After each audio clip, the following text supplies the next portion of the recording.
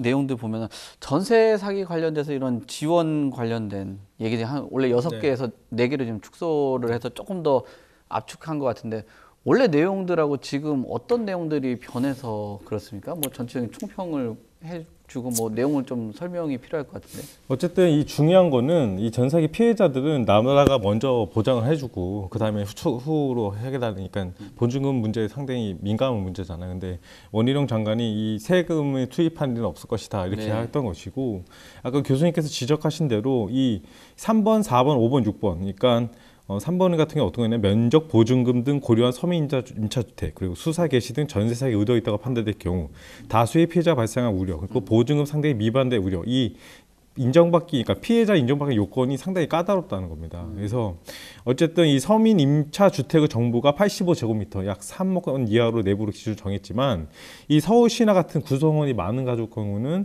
기준을 넘을 가능성이 크고 또 전세사기 의도를 입증하기 어려운데 또 명확한 기준이 없어서 이 지원에서 빠질 수 있다는 어쨌든 우려가 많고 그리고 피해자 아까 교수님 말씀하신 대로 다수 그리고 보증금 상당의 기준도 상당히 불명확합니다. 그래서 하지만 이 적용 대상을 또 정부는 너무 넓게 잡으면은 부작용이 크다고도 판단했고 또 한 푼도 건질 수 없을 만큼 피해가 극심한 이들이 정작 구제를 받지 못한다는 그런 명분을 내세우고 있잖아요. 그래서 이런 문제는 이제는 정부 어쨌든 정부와 여당과 야당이 이제 협의해서 나올 예정인데 이 피해자 그러니까 전세 사기 피해자 전국대책위원회는 이 특별법이 약간 보여주기식이다. 이 정부가 그렇게 하고 있다 이렇게 하면서 지적을 하고 있다면서.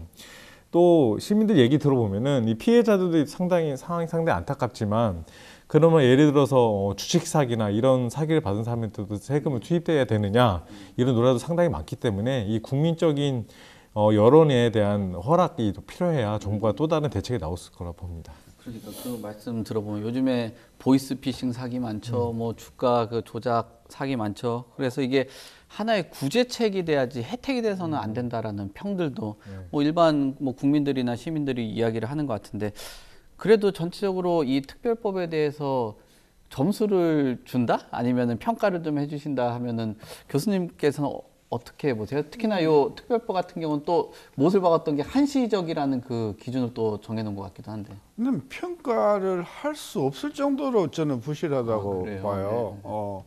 그 저는 전 이 정부는 안 그러리라고 생각한 게 뭐냐면 예를 들면은 이것도 이제 규정이 좀 완화돼 가지고 85제곱미터죠. 그 전에는 더 작았었거든요. 뭐 40몇인가 어쨌든 진짜 극빈층들의 전세만 보존해주겠다고 하다가 워낙 이제 여론이 안 좋으니까 이번에 그 여당에서 그 85제곱미터를 늘렸어요. 그래도 이게 30평 안 되거든요. 그래서 생기는 질문이 뭐냐면 그러면 86이나 한 90제곱미터짜리의 전세를 사기를 당했으면 그 사람들을 왜 빼냐는 거예요. 그러니까 이게 문재인 정부의 정책의 아주 독특한 특징이었거든요.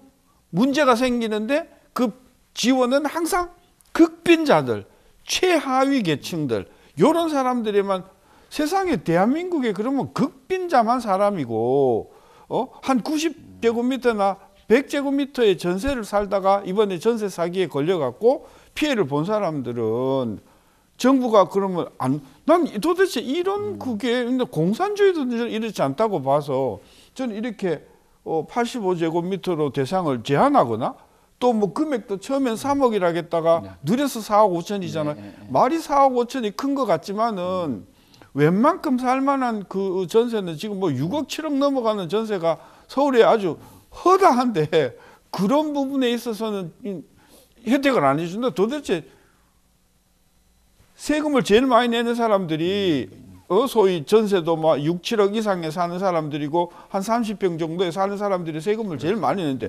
세금은 직사게 내고 이런 혜택에서 다 뺀다. 도대체 법이 뭐 이러냐. 저는 그런 면에서 제가 분개를 금할 수가 없죠. 저는 그래서 일단은 전세 피해를 본 분은 그 전세 사기를 의도적으로 사기를 친 사람은 당연히 그건 감옥에 쳐넣어야 되지만 그러지 않고 선의로 집값이 올라가면서 전세 가격이 올라가다가 집값이 떨어져 가지고 피해를 입는 전세 피해자에 대해서도 평수에 상관없이 평소에 상관없다 그러면 또 난리시겠지만 뭐 100평짜리 전세 그러면 그건 좀 문제가 있을지 몰라도 저는 너무 타이트하게 했다. 저는 그래서 중산층의 전세를 얻은 사람이 피해를 보는 것에 대해서도 어떤 대처가 나와줘야 된다. 그런 관점에서 지금 특별법에서 나오는 그 범위는 좁기도 좁고 극빈층만을 위한 것이고 도대체 대한민국이 극빈층을 위한